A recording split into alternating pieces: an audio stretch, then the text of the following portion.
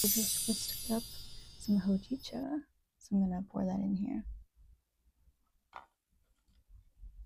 Ooh. Camera quality, since I'm screen recording, is like really low, but the color is insane. This is the Gokago Hojicha.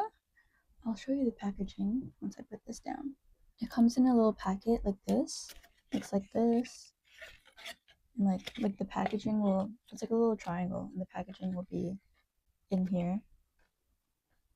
Like that. I made this hojicha latte, and I put some pistachio syrup in there as well. So we're gonna give this a try. That's really good. Anyway, while I have my hojicha latte, we're gonna get into my summer favorites of 2025. The list isn't too long, to be honest. I feel like as long as summer is here in Japan, I kind of have a very consistent list of my favorite things. The categories that I'm going to go through for this video is music, movies, makeup and skincare, and then at the end I'll go through cafes that I've been through this summer. So yeah, let's get right into it. I'm going to start with music. As you may know, Hybe's new boy groups and girl groups, they've all been killing it. And I will say my two favorite have to be Cordis and Cat's Eye. Like, I know that's everybody's favorites, but they're just so good. So yeah, I cannot pick a favorite song from Cat's Eye, but Go and Fashion by Cordis. If you're into hip hop, if you're into rap, if you like just the general like upbeat teenage vibes, I guess. Oh, sorry about that. Cordis is the vibe. Like, definitely within the realm of K-pop, their sound is so new. It's like they're bringing a little bit of hip hop into K-pop. I feel like the only reason they're categorized as K-pop is because they're under Hybe and they're a boy group. Like, hip hop boy groups aren't really a thing. I know BTS tried to be that when they were starting out, and that didn't really work. They only kind of really started to take off when they branded themselves as a K-pop group, and so I guess that's what they're doing from the start with Cordis. But labels don't really matter. So Cordis, love them. Okay, another song that has been released recently during the summer, Midnight Sun by Zara Larsson. That one's been on repeat for me. It's just so good, and it's a song that I want to go sing at karaoke once they have it at karaoke. Yeah. Okay. Continuing for the K-pop side, P1 Harmony is a group that I can just like go to their profile on Spotify and just click shuffle and listen to anything that they have. Their discography is amazing. Um just for this list, I made myself list my top 5 or 6. I think it's 6 songs. Yeah, in no particular order, these are my favorite P1 Harmony songs. It's Killin' It, Jump, It's Alright, Duh, Murmur, and Do It Like This. Those, I just love their songs that are more upbeat. Okay, next I'm going to get into movies. This summer, I downloaded Letterboxd for the first time, and after I downloaded the app, I just went crazy adding every movie that I feel like I've ever seen. I guess I'll go over movies that I've seen for the first time this summer first. Maurice, with what the heck was his name? Okay, Maurice, 1987, directed by James Ivory. With Hugh Grant, that's who it was. I, for some reason, never really had like a clear image of who Hugh Grant was in my head, but after this movie, I'm like, okay, well, now I have to go watch more movies with Hugh Grant. Like, yes. And James will be, obviously. He's not as famous as Hugh Grant, but he's also amazing in that movie. I think they both did a really good job acting. I mean, I feel like I could talk a lot about it. Yeah, that's right. I could talk a lot about the movie, but then this video would be way too long. So, yeah. Another movie that I saw for the first time this summer is it was Neighbors 2.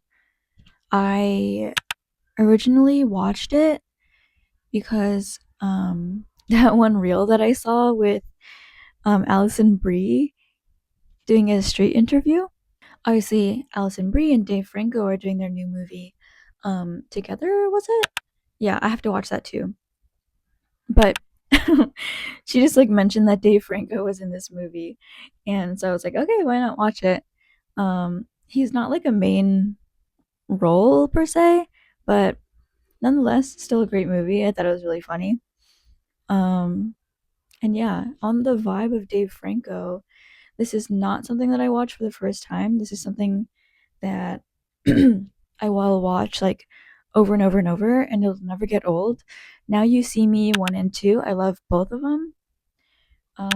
Yeah, those are just not even summer favorites. Those are my favorite movies of all time.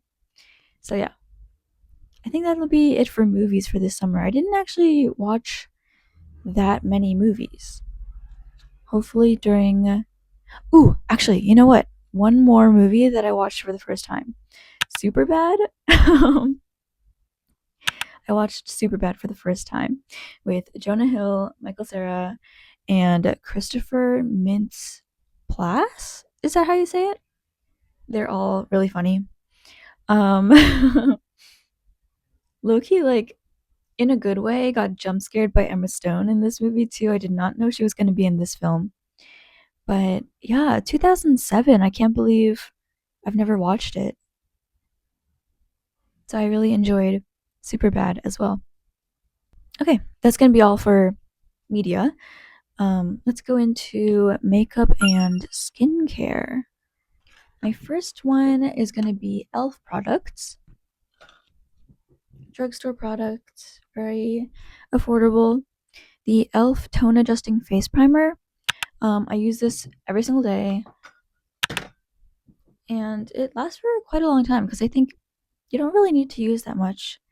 I think this is my favorite consistency of primer that I've ever used. It's hard to find here in Japan. I feel like primers in Japan are very thin and they're not as viscous as this one is.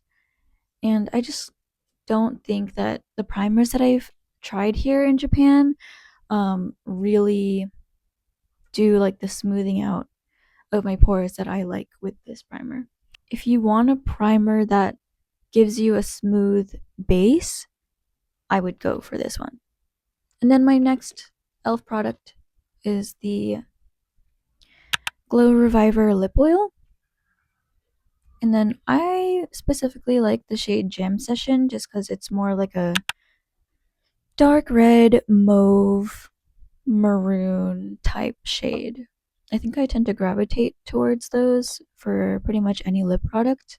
I have 3 of them, 2 in Jam Session and 1 in another shade that I forgot. It's in my bag. But yeah, I just use these all the time while I'm doing my makeup.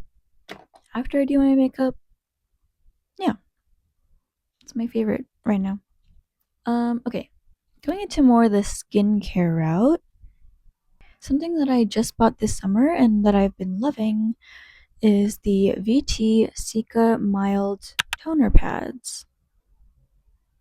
I saw a hack that said that if you have toner pads like this and you just kind of leave them on your face for a couple minutes before you do your makeup, it'll have like a glowy finish and moisturize your skin really well before you do your makeup. And I think it also helps my makeup stay longer just because it does have that moisturizing factor.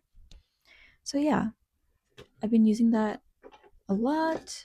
And also because it is a toner pad, I do just use it after I wash my face to like just wipe it down, maybe get any makeup that I missed off of my face.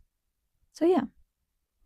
And then the last skincare product that I have is the Dr. Once needle shot serum in the vitamin C version. They have a line, I think, of 4 or 5, maybe 6 different colored bottles like this, and they're all for different purposes. This one specifically is for pores and dullness. Each bottle comes with 50 milliliters and it says 95,000 needles. I'm not exactly sure how that works, but when you do use this moisturizer, it feels like a bunch of like teeny tiny needles are just being run across your face. And I don't know, maybe if you have like a really low pain tolerance, then I would not recommend this, but it actually feels quite nice. Like it feels like you're doing something, you know? So yeah, and it's honestly just fun to use. The container is like this. You twist it to open it, and then it comes out of this little hole right here, and then you just twist to close. No cap, no hassle. I don't want to sound like an advert. This is not an advert, but I just really like it. So yeah. And then the last one, I'll do an SPF. The Skin Aqua Tone Up UV Essence. So this one's also a tone up one. They have the same product without the tone up if you're not really looking for that. But it's kind of like, I don't know if you can see, like a green shade. And I think it helps a little bit. Like I feel like my skin is pretty evenly toned. And then it is SPF 50 plus, and it's an essence type. So because it is not, or because it is the essence type of formula, it almost feels like just skincare with SPF in it. Or I think that's actually what it is. I think it's literally like it feels moisturizing, and you can do multiple layers for sure. And there's no white cast at all because it is a essence and it's supposed to tone up your skin. So yeah, that's my favorite SPF. And I think I've used up a whole bottle before and I bought it again. This is my second one. So that's a recommend for me. Now on to my personal favorite section is cafes. If you know me, you know that I love cafes and I go to quite a lot. So let me get into my favorite cafes for this season. We're really gonna get into this. My first favorite is Yugen. It's in Kyoto. I would recommend you to go to this cafe if you like chill vibes, matcha, and pottery, or just art in general. There are 3 floors to this cafe. The first floor is like the dining cafe space. It's just a counter and not that many seats because it's just the counter. I think it was like I remember seeing about less than 10 seats. So yeah, if you're gonna go with someone, I would go with maybe 1 or 2 people because it is a counter seating. You're gonna be seating like next to people instead of across from people. Um, I personally I went alone, and Loki was a little bit awkward trying to talk to the cafe people, like cafe people, the workers, the employees. They're really nice. I think I'm just an awkward person. Um, but their menu changes by season. I think the drinks, like the matcha lattes or like the matcha or just the tea that they serve, doesn't really change that much, if I'm correct. Yeah, I'll insert some clips of um me going to the cafes. I had a great time down at the cafe.